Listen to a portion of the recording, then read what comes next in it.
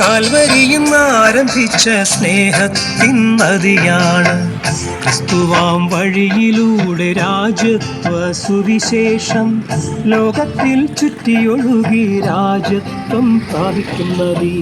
ലോകത്തിൽ ചുറ്റിയൊഴുകി രാജത്വം പ്രാപിക്കുന്നതി. ക്രിസ്തന്നതി ലോകത്തേക്കല്ല ദൈവത്തിൻ രാജ്യത്തേക്കാണ്.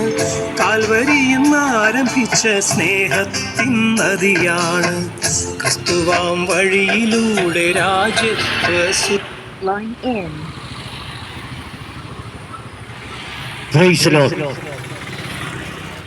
മഹാപ്രപഞ്ചത്തിന്റെ സൃഷ്ടാവായ ദൈവത്തിന്റെ വലിയ നാമം വാഴ്ത്തപ്പെടുമാറാകട്ടെ.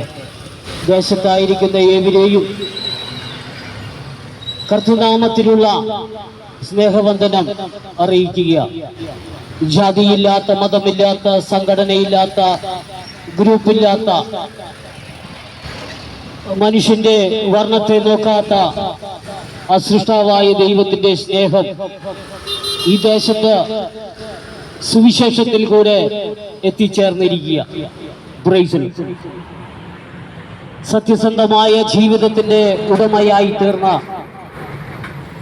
ക്രിസ്തുവാകുന്ന വഴിയിൽ കൂടെ ലക്ഷ്യമായ പിതാവിന്റെ അരികിൽ എത്തിച്ചേരണമെന്നുള്ള ദൈവരാജ്യത്തിന്റെ സുവിശേഷവുമായിട്ടാണ് ഞങ്ങൾ ഈ കുന്നുകുളം ഇത്തിമാനി ഹോസ്പിറ്റൽ പരിസരത്ത് ഞങ്ങൾ എത്തിച്ചേർന്നിരിക്കുന്നത്. പ്രൈസലോ. ഞങ്ങളെ കേൾക്കുന്ന പ്രിയരെ, ഞങ്ങൾ നിങ്ങളെ അറിയിക്കുന്നത് സുവാർത്ത എന്തെന്നാൽ,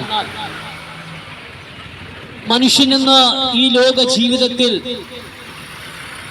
ഒരു ചാൺ വയറിന് വേണ്ടി ജീവിക്കാൻ വേണ്ടി അഹോരാത്രം കഷ്ടപ്പെടുന്ന ഒരു കാഴ്ചകളാണ് ഈ ഭൂലോകത്ത് നമ്മൾ കാണുന്നത്. അന്യസംസ്ഥാന തൊഴിലാളികൾ പോലും ഈ കേരളത്തിൽ നിന്ന് നിറഞ്ഞു നിൽക്കുന്നതിന്റെ കാരണമെന്തെന്നാൽ, എവിടെ പോയാലും തങ്ങൾക്ക് ജീവിക്കണം എന്നുള്ള താല്പര്യത്തോടുകൂടെ വർഷങ്ങളോളം തങ്ങളുടെ സ്വന്തമായ ഭവനം കാണാൻ കഴിയാതെ, തങ്ങളുടെ ഭാര്യയെ മക്കളെ കാണാൻ കഴിയാതെ നമ്മുടെ നാട്ടിൽ വന്ന് കഷ്ടപ്പെടുന്നതിന്റെ കാരണമെന്തെന്നാൽ, തങ്ങളുടെ സഹധർമ്മിണിയും തങ്ങളുടെ മക്കളും സന്തോഷത്തോടെ ജീവിക്കണമെന്നുള്ളൊരു താല്പര്യമാണ് ഇതിന് പുറകിൽ. എത്ര കഠിനമായ ജോലി ചെയ്യുമ്പോഴെല്ലാം തങ്ങളുടെ ആഗ്രഹം വളരെ സാമ്പത്തികമുണ്ടാക്കി തങ്ങൾക്ക് തങ്ങളുടെ നാട്ടിൽ ചെന്ന് ഒരു സന്തോഷമുള്ള കുടുംബ ജീവിതം നയിക്കണമെന്ന് ഈ മനുഷ്യൻ ആഗ്രഹിക്കുക. അതുപോലെ നമ്മെ കുറിച്ച് നമ്മുടെ സൃഷ്ടാവ് നമ്മെ കുറിച്ച് എരിയുക. തന്റെ ഛായയിലും സദൃശ്യത്തിലും സൃഷ്ടിച്ച മനുഷ്യൻ തങ്ങളെ അറിയാത്ത നിലയിൽ ഈ ലോകത്തോടുള്ള ബന്ധത്തിൽ ജീവിച്ചു മുന്നോട്ട് പോകുമ്പോൾ ഈ സൃഷ്ടാവ് നമ്മെ കുറിച്ച് വിലപിക്കുന്നു എന്നുള്ളത് നമ്മൾ മനസ്സിലാക്കേണ്ടതുണ്ട്. അപ്പോൾ നമ്മൾ നശിച്ചു പോകാതെ സന്തോഷകരമായ ജീവിതത്തിനുടമയായി തീരണമെന്ന് നമ്മെ കുറിച്ച് ദൈവം ആഗ്രഹിക്കുക.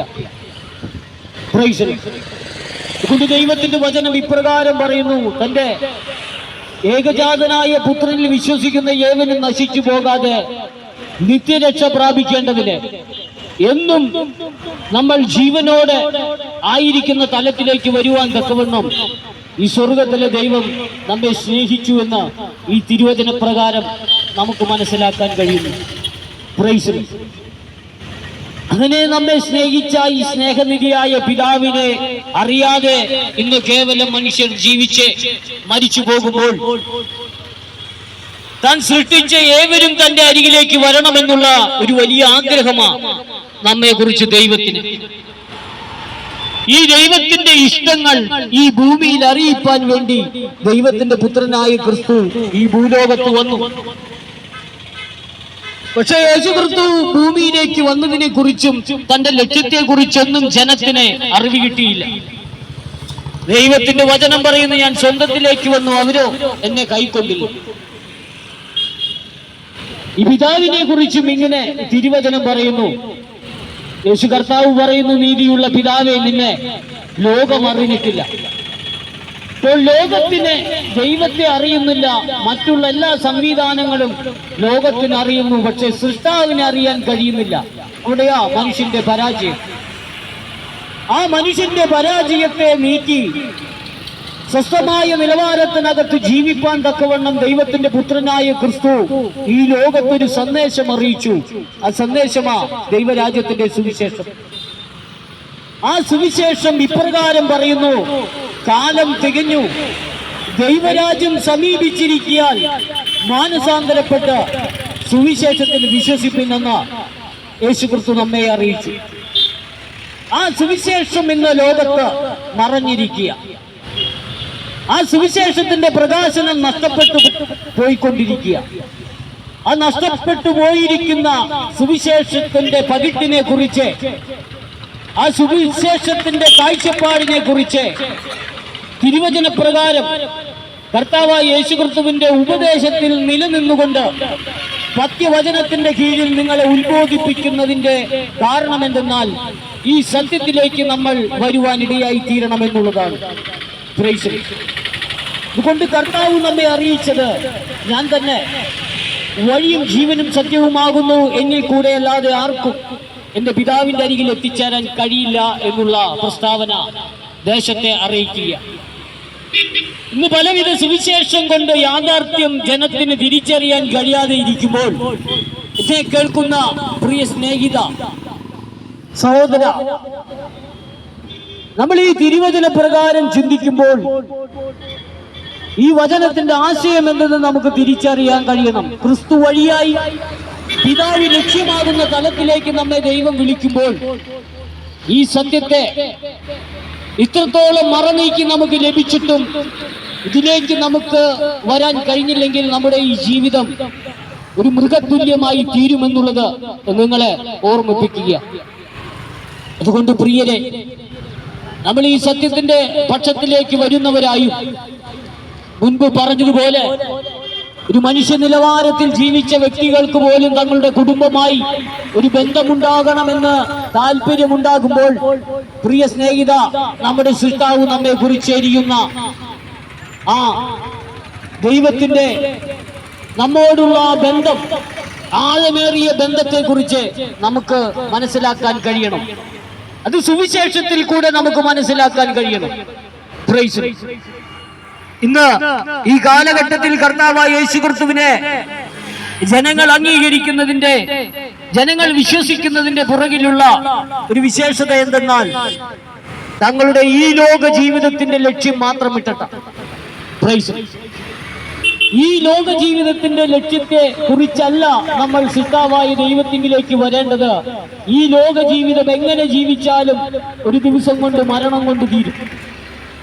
ഒരു ദിവസം മരണം നമ്മെ പിടിക്കുമ്പോൾ അതോടുകൂടെ ഈ ഭൂമിയിലെ ജീവിതം പൂർണ്ണമായും തീരും. അതിനപ്പുറത്തുള്ള ജീവിതമാണ് ദൈവത്തോടുകൂടെയുള്ള ജീവിതം.